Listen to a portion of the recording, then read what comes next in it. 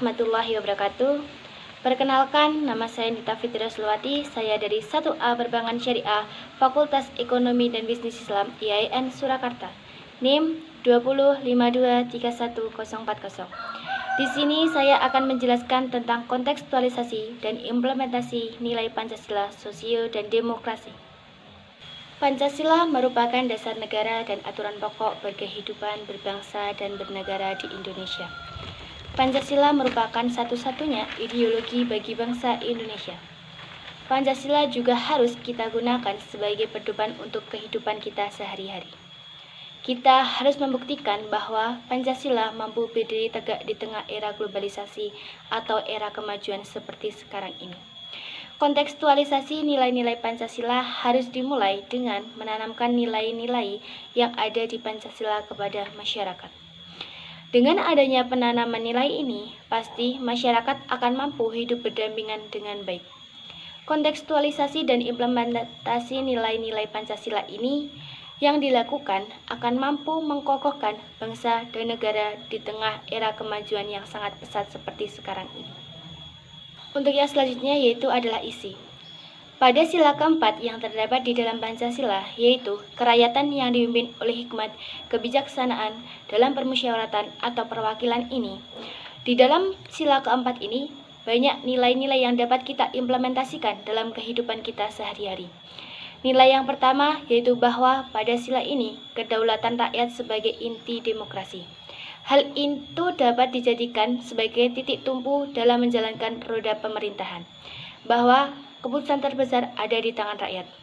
Nilai yang kedua yang dapat kita implementasikan adalah tidak memaksa kehendak orang lain.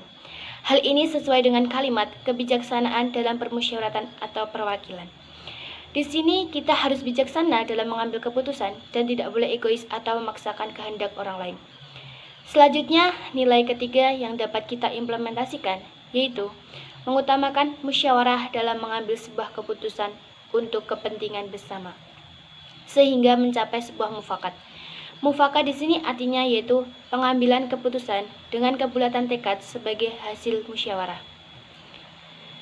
Peran generasi muda dalam kontekstualisasi dan implementasi Pancasila dalam kehidupan sehari-hari sangat dibutuhkan.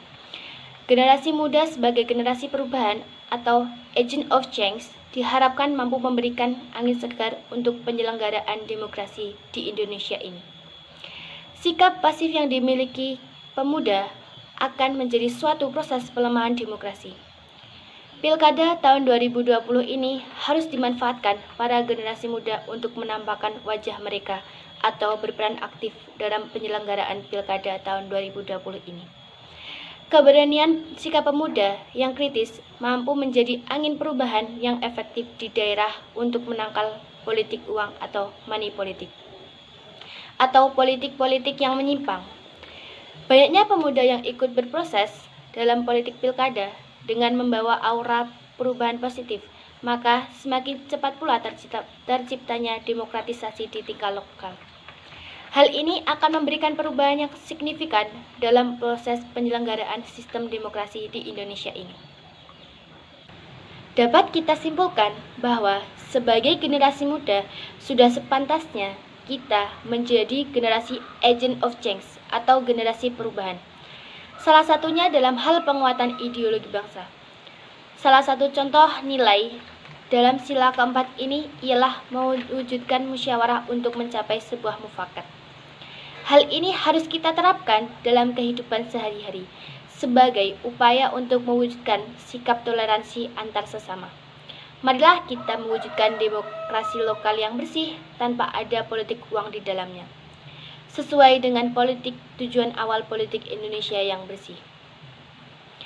Marilah kita sebagai pemuda membangun politik cerdas berintegritas, agar terciptanya sebuah kehidupan bangsa yang aman dan sejahtera tanpa ada unsur-unsur kecurangan di dalamnya.